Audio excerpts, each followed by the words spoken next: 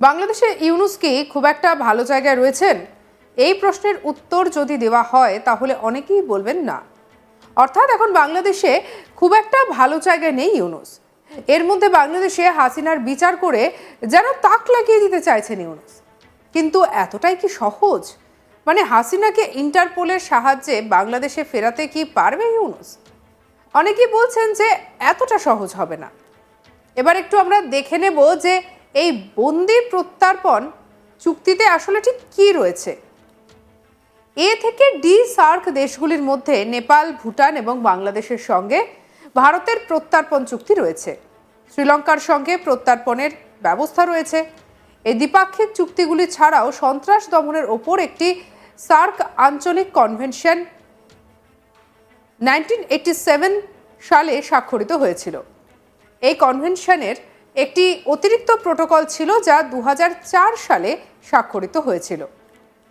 সন্ত্রাসী কর্মকাণ্ডের উদ্দেশ্যে তহবিল সংগ্রহ এবং অধিগ্রহণকে অপরাধীকরণের মাধ্যমে শক্তিশালী করার জন্য এবং এই ধরনের আইন প্রতিরোধ ও দমনের জন্য আরও ব্যবস্থা গ্রহণের জন্য করা হয়।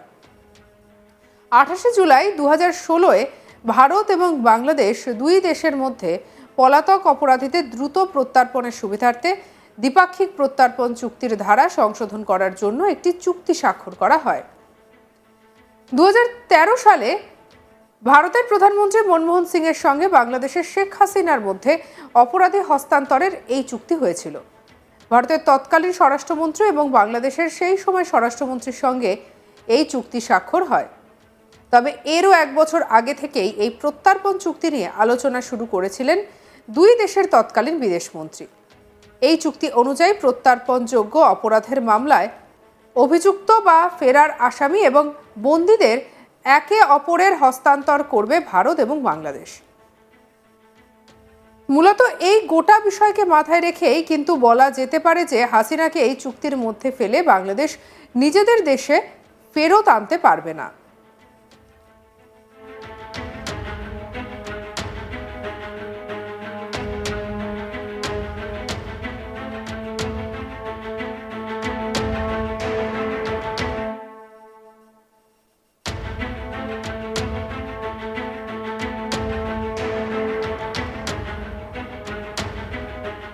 ইন্টারপোলের মাধ্যমেও হাসিনাকে ফেরত নিয়ে যেতে পারবে না বাংলাদেশ।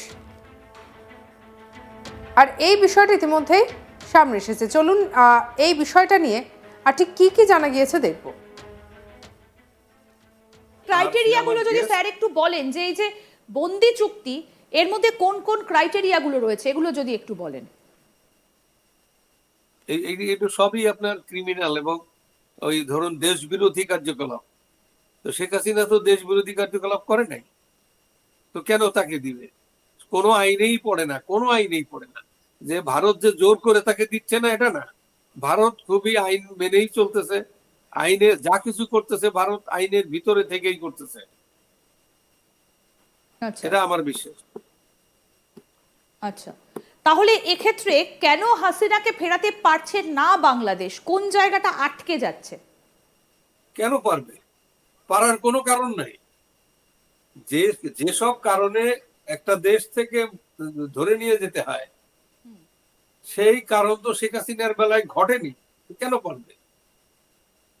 আমরা তো এটাই বোঝানোর চেষ্টা করছি যে শেখ হাসিনা যে অন্য ক্রিমিনালদের মতো ওই রকম অপরাধ সে করে নাই। আপনি দেখেন একটা ষড়যন্ত্র, বরং শেখ হাসিনার বিরুদ্ধে যারা ন্যাশনালি ইন্টারন্যাশনালি ষড়যন্ত্র করছে, এটা তো বিপ্লব না 5 তারিখ, এটা ষড়যন্ত্র।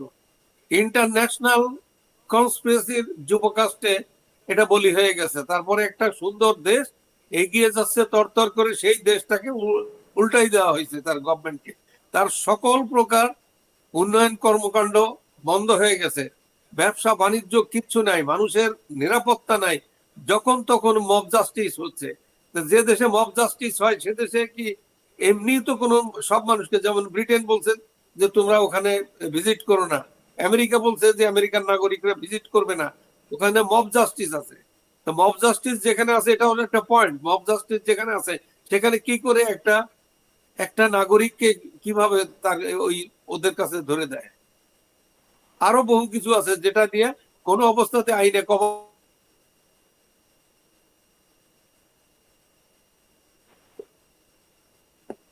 অর্থাৎ এখানে আইনে অনেকগুলো বিষয় রয়েছে, তবে একটা বিষয় এই যে বারবার করে চিঠি দেওয়া হচ্ছে দিল্লিকে শেখ হাসিনাকে ফেরানোর জন্য, সেখানে কি কি বিষয় উল্লেখ করছে বাংলাদেশ, যে কেন তারা ভারতে এসে শেখ হাসিনাকে জিজ্ঞাসাবাদ করতে চায়? জিজ্ঞাসাবাদ করার প্রয়োজনীয়তাটাই বা কোথায়? এটা কি শুধুই চাপ বাড়ানো? দেখুন, এটা হচ্ছে ওদের ওদের ওদের আমি তো দেখছি ওদের ভারত ওদের মামা বাড়ি। হুম। ওরা মামা বাড়ির আবদার করছে ভারতের কাছে। ওরা আগে স্লোগান দিছে না, ভারত যাদের মামা বাড়ি, দেশ ছাড়ো তাড়াতাড়ি। এখন ওদের কার্যকলাপ দেখে মনে হচ্ছে ভারত এখন ওদের মামা বাড়ি হয়ে গেছে। ভারতের কাছে আবদার করছে যে আমরা এসে দিল্লিতে এসে ইন্টারোগেশন করব, যে গুজো চিত হয়ে শুইতে চায়। এগুলো এগুলো শুনেন, যারা দেশটাকে, যারা সারা পৃথিবীতে এমন একটা ব্যাড নেম আরম্ভ করছে, এই ইউনূসের সরকার। আপনি, আমরা তো সবাই দেখি, সকলে দেখে, এ ফালতু হয়ে গেছে সারা পৃথিবীর কাছে। আপনি দেখবেন না এই কিভাবে এই দেশটা আর কিছুদিন যদি সে সুযোগ পায় থাকার, বাংলাদেশ একেবারে কক মারে ঢুকে যাবে। এখান থেকে উঠানোর, উদ্ধার করার আর কোনো সুযোগ থাকবে না। আমি আরো একটা বিষয় আপনার কাছ থেকে একটু পরিষ্কার হতে চাইবো, এই যে ইন্টারপোলের কাছে আবেদন করার শর্তগুলো কি রয়েছে, নিয়মাবলী বাকি, যখন কেউ বা কারা যখন ইন্টারপোলের কাছে এই ধরনের কোন রকম কোনো আবেদন করা হয়, তখন নিয়মগুলো কি কি? সেটা নিশ্চয়ই নিয়ম আছে, কিন্তু ইন্টারপোল কি রেসপন্ড করছে? একজন আবেদন করতেই পারে, একজন চাকরির জন্য আবেদন করলো, তার ল্যাঙ্গুয়েজ, কার ল্যাঙ্গুয়েজ কি হবে সেটা তো আর আমরা জানি না, এটা বোঝা যায় না। এক একজনের ল্যাঙ্গুয়েজ এক এক রকম, এক একজনের চাহিদা একরকম। হয়তো যে জানে না, বোঝে না, অথচ চেয়ে বসে, এরকম হতে পারে না। তা ওরা কোন ইয়াতে ইন্টারপোলের কাছে লিখলো, ইন্টারপোল সেটা তার কগনিজেন্সিতে নিয়েছে কিনা এটা বুঝতে হবে।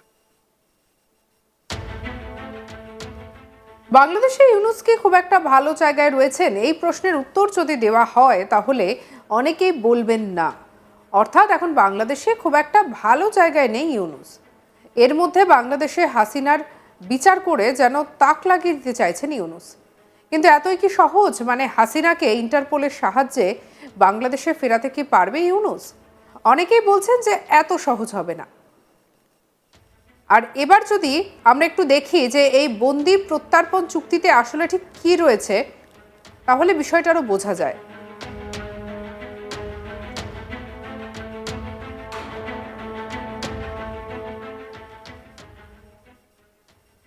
সঙ্গে রাখুন আজ তাক বাংলাকে, সাবস্ক্রাইব করতে ভুলবেন না।